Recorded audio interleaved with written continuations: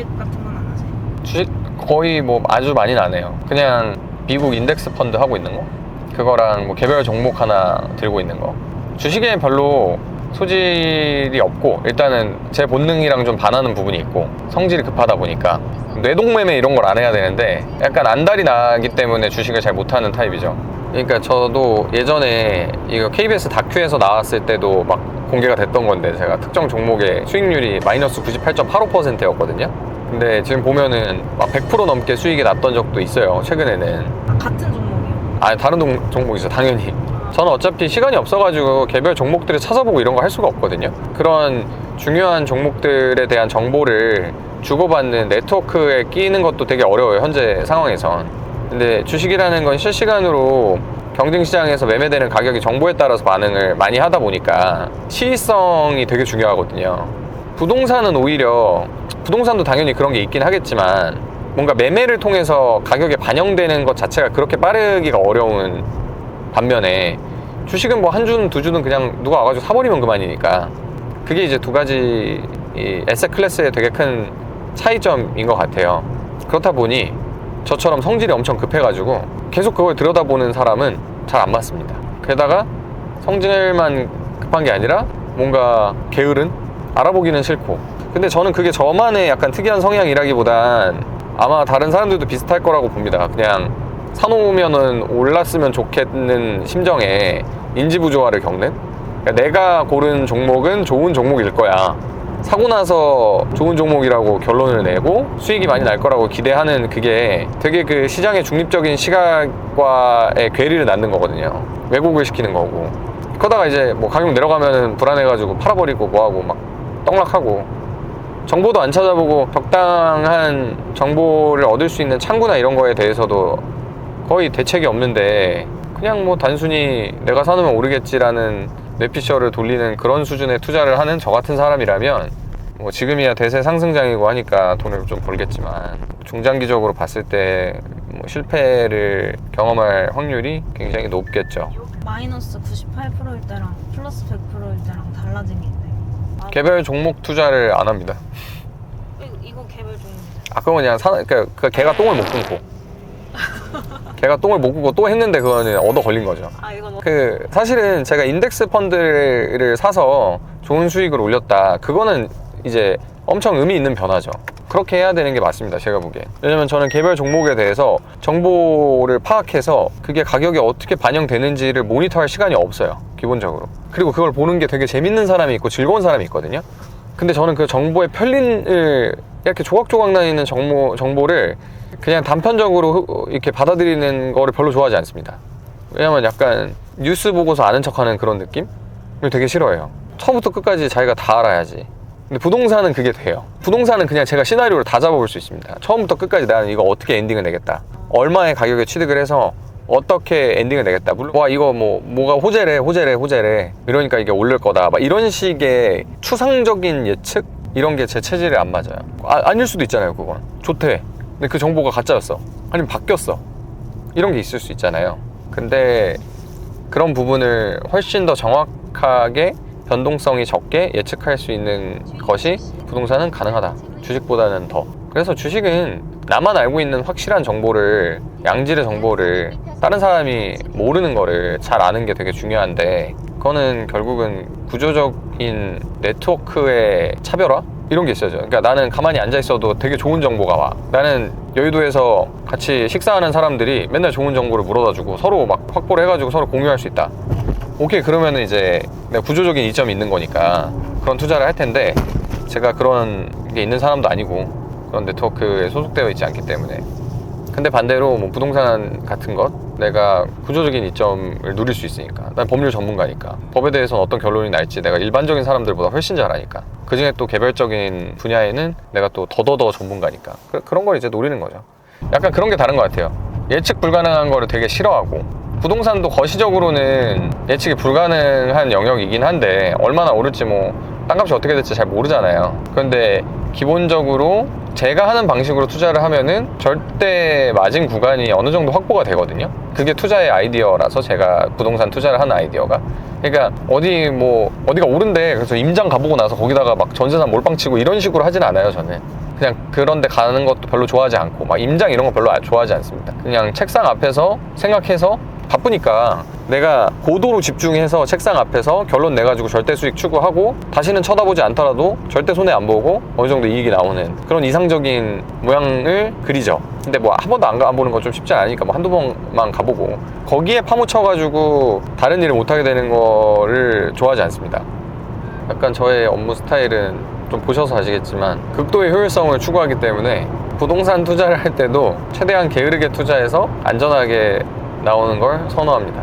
저는 뭐 경매 그렇게 자주 사고 자주 팔고 그러지는 않는데요. 쿨타임 차면은 이제 꾸준히 뭐 하려고 하거든요. 그러니까 제가 경매를 사건을 다뤄본 거는 뭐 몇백 건 되고요. 제가 건자라든지 아니면 다 이해관계인으로서 참여한 것들이 워낙 많고 해서 그런 거지, 내가 소유자로서 취득한 거는 경매는 2건인 것 같아요. 2건. 경매 말고 파산 공매 같은 거 했었는데 이제 시간이 없어서 못 하고요. 경매가 조금 이제 정리가 편하게 돼 있고 절차가 표준적이다 보니까 경매 정보 사이트나 이런 데에서 쭉 긁어가지고 특수한 걸 찾아서 할 수가 있거든요. 그게 좋은 거예요. 경매는 내가 기존의 네트워크나 이런 게 깊지 않아도 이런 것들을 선별해서 실력만 있으면은 골라가지고 할 수 있다는 거. 투자라는 거는 어차피 내가 다른 투자 대안들과 비교를 해야 되는 거니까. 근데 저는 다른 투자 대안들도 많아서 그 중에서 심사숙고해서 최소의 노력으로 많은 돈을 벌 수 있는 거를 계속 고르려고 하죠. 이게 근데 나한테 맞는 사이즈에 맞는 물건들을 찾아가지고 좋은 투자를 하는 게 생각보다 이제 어렵다 보니까 그런 건데, 제가 이번에 경매로 판 것처럼 하는 거를 금액을 크게 해가지고 하면은 저는 금방 부자가 되겠죠. 얼마에 취득하신?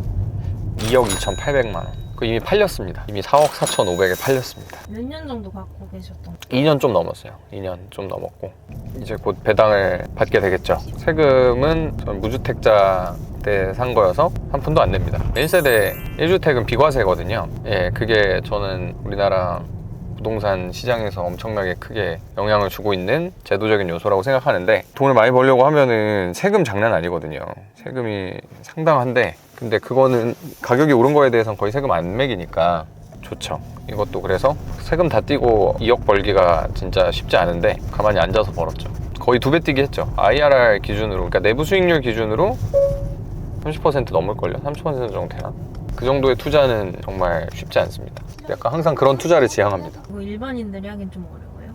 아무튼 소송이 좀 관여가 되어 있고 하다 보니까 그것도 한다면 다 할 수 있거든요.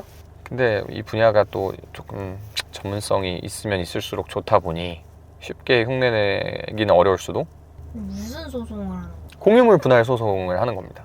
쪼개달라. 팔아서 나한테 반을 달라. 서로 이렇게 2분의 1 지분이 있다고 하면 공유관계로 사이좋게 서로 가지고서 전체를 수익하면 참 좋겠지만 보통은 그렇게 잘 안 되잖아요, 사람 마음이. 그래서 공유 지분으로 돼 있는 걸 서로 공평하게 나눠 갖자, 분할하자, 그렇게 해서 갈라 먹는 게 공유물 분할입니다. 그걸 법원에다 청구할 수가 있어요. 그러면 원래 현물 분할을 해주는 게 원칙이지만 저희 이런 아파트 같은 거는 2개로 쪼갤 수가 없잖아요. 땅 같은 건 그냥 경계를 그려가지고 쪼개주면 되는데, 그래서 그때는 대금 분할이라는 걸 해주고 부동산을 그래서 팔아가지고 그 대금을 나눠 갖도록 하게 합니다. 그걸 지금 한 겁니다. 근데 왜 부동산에 안 파시고 법원에 파시죠? 서로 동의가 돼야 되는데 2분의 1 갖고 있던 분이 잘 말이 안 통하시는 분이라서 억지로 판 거죠. 본인이 싫다고 하는데. 같이 팔면 좋은데 그게 전혀 생판 모르는 사람들끼리 해가지고 얘기가 잘 안 될 수 있으니까. 얘기가 잘 안 됐어요, 실제로. 엄청 싸게 살려고 저한테 거짓말하면서 사가려고 했거든요. 내가 아는 사람이 뭐 돈을 빌려줘가지고 뭐 엄청 이거 아무도 안 사는데 내가 얘기를 해야 산다. 이 부동산 아무도 안 산다. 조금 그러니까 위치도 그렇고 좀 애매해요. 애매하고 평수가 엄청 큽니다. 평수가 무진장 커서, 그래서 누군가 사서 들어가서 이렇게 실제 수요자가 되기에는 되게 제한적인 조건이에요. 그래서 그거를 나 아니면은 팔 수 있는 사람도 없다 뭐 그러길래, 그러다가 저한테 걸렸죠. 저한테 대출 알아보다가 걸렸어요. 저한테 자기가 아는 사람이 산다 그랬는데 알고 보니 그냥 자기가 대출 알아보고서 저한테 싸게 살라고 하다가, 저도 바보가 아니지 않습니까? 그래서 그냥 소송해서 경매로 그냥 무사히, 물론 기술적으로 제가 필요한 것들 좀 포인트가 있긴 한데 그건 제가 기술자니까 잘 해가지고 잘 팔았죠. 근데 뭐 이런 거는 좀 배워둬도 좋기는 해요. 나중에 임대차 이런 거는 내가 빌릴 때도 있고 내가 빌려줄 때도 있고 항상 살면서 일어날 수밖에 없는 일이니까 그런 것들 잘 하면은 좋죠. 근데 이제 저는 그런 절차 비용이 매우 낮으니까 숨 쉬듯이 하니까 막 그런 절차를. 그리고 제가 그런 절차적인 거에 또 변호사들 사이에서도 상당히 익숙한 편이거든요. 경매 이런 거는 제가 이제 뭐 처음에 접해본 지가 10년이 됐으니까 경매 절차는 주변에서 더 잘 아는 사람을 만나기는 쉽지는 않죠, 저보다. 그래가지고 그런 걸로 뭐 돈도 벌고 덕업일치. 변호사라는 직업이 단점도 많습니다만 뭐 이런 걸로 이제 할 수 있는 게 장점이죠. 단점은 뭐가? 단점은 직업 자체 폭망했잖아요. 그래서 그냥 직업 자체가 이제 공급이 늘어나면서 약간 폭망했다라는 분위기가 대세인 것 같고, 특별히 저는 그렇게 체감을 하지는 못하는데 거의.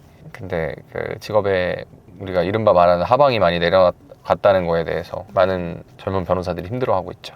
이런 물건은 어떻게 찾으신 거예요? 경매 같은 걸 하다 보면은 이렇게 지분이라든지 남들이 안 살 법한 특수한 물건들을 유료 경매 서비스에서는 다 분류를 해줘요. 그거 그냥 찾아가지고 눈에 들어오는 거 한 거죠. 너무 복잡하고 너무 가가지고 막 가서 씨름해야 되는 건 시간이 많이 들어가서 그런 것까지는 잘 못하고, 제가 현장에 자주 가야 되고 이런 거는 뭐 유치권 이런 거는 또 현장이 되게 중요하거든요. 근데 그런 건 저는 선호하지는 않습니다. 그냥 애초에 약간 소송이나 그런 것들로 깔끔하게 끝날 수 있는 걸 선호하죠. 근데 이런 뭐 지분 입찰을 해서 공유물 분할하는 게 전형적이고, 근데 이런 것도 또 기술적인 게 조금 있습니다. 이 물건 같은 경우에는 잘 알고 있어야죠. 그래서 리스크가 뭔지, 업사이드가 뭔지. 리스크는 어떤 게 있어요? 그것도 제가 물건 정보 보내드렸는데 그게 지금 임차인 있는 걸로 표시가 됐을 거예요. 예, 누군가 대항력 있는 임차인이 있다, 그렇게 표시가 되어 있는데, 그렇게 되면은 보통은 입찰가가 엄청나게 떨어지거든요. 근데 그것도 뭐 극복시킬 수 있는 기술적인 방법이 다 있습니다. 다 극복시켰어요. 그러니까 이제 얼추 정상적인 가격까지 올라와서 팔린 거거든요. 근데 좀 기술적인 부분 잘 모르면 손대기가 어렵죠. 그것도 뭐 제가 손을 안 댔으면 그 가격에 안 팔렸을 거예요, 아마. 그 임차인이 아니라는 거를 잘 알려주면 됩니다. 예, 매수를 하고 싶어하는 응찰자들에게 잘 알려주는 방법이 또 있고, 그런 것도 법적인 문제는 아니거든요. 그런 거를 잘 해서 잘 팔렸죠. 그래서 기분이 아주 좋았습니다. 누구나 다 이런 투자를 원하지 않을까요? 돈 2억 해놓고 한 2년 앉아서 기다렸더니 2배가 된다. 보통 부동산이 아무리 많이 올라도 한 뭐 2년 반 동안 가격이 2배가 되진 않잖아요. 아무리 뭐 무슨 상급지가 많이 올랐다 그래도 한 2년 반 만에 이렇게 2배가 되진 않거든요. 뭐 꼭 경매만 있는 게 아니니까 세상에 기회는 많이 있고, 열심히 공부하면 남들이 이제 못하는 걸 할 수 있게 되거든요. 그런 데서 돈을 버는 거죠. 돈 버는 방법 되게 여러 개가 있지만 저는 그런 식으로 돈을 법니다. 근데 제가 아까 오면서 말씀드린 것처럼 그게 다른 사람들보다 조금 더 깊은 이해가 있으면 그런 기회들을 누릴 수가 있죠. 그거 뭐 입찰 한 2-3명 했을걸요? 그리고 다른 거 제가 했던 거는 혼자 입찰했죠. 근데 혼자 입찰한 이유는 제가 보니까 제가 열심히 블로그나 카페 이런 데 찾아보니 그걸 제대로 이해하고 있는 사람이 없어요. 너무 기술적이라는 거죠. 그 지점이 되면 돈을 뭐 많이든 적게든 아무튼 벌 수 있는 것 같습니다. 제가 그거 하나 사례 보여드렸잖아요. 그 파산공매로 취득한 거고요. 파산공매로 주식을 취득한 거죠. 주식을 매우 헐값에 취득을 했죠. 그 회사 주식을 다 가져왔으니까 그 회사의 경영권을 제가 주게 되는 거 아닙니까? 근데 그 회사에 공시지가로만 한 1,500만 원 정도 되는 토지가 달려있던 거죠. 공시지가가 한 1,500만 원 되니까, 공시지가 1,500인데 제가 12만 원에 샀으면 사자마자 10,000% 주익인 거잖아요. 되게 엽기적인 건데, 근데 그런 게 일어날 수 있습니다. 그러니까 제가 뭐 한 건만 그렇게 해서 그렇다라고 하면은 이제 한 건 잘 된 거 가지고 강의를 팔려는 사람이겠지만, 제가 봤을 때는 그게 반복적으로 계속 일어나거든요. 물론 크기의 차이가 있는 것 뿐이지. 뭐 정보의 차이가 있죠, 기본적으로. 그 정보를 저는 알 수 있는 방법이 있었고, 그러니까 그게 전문가로서의 여러 가지 부분 중에 하나인 건데, 아무튼 그거 뭐 금액은 크지 않지만 100배잖아요. 10,000% 수익이잖아, 사자마자. 충분히 알면 그런 걸 할 수 있습니다. 그런 기회가 없을 것 같지만, 이 세상에 없는 것 같지만 있습니다. 충분히 남들이 모르는 걸 알면. 어떻게 제가 이렇게 얘기하는 게 민망할 정도로 누군가는 그런 걸 가지고 돈을 벌고 있겠죠.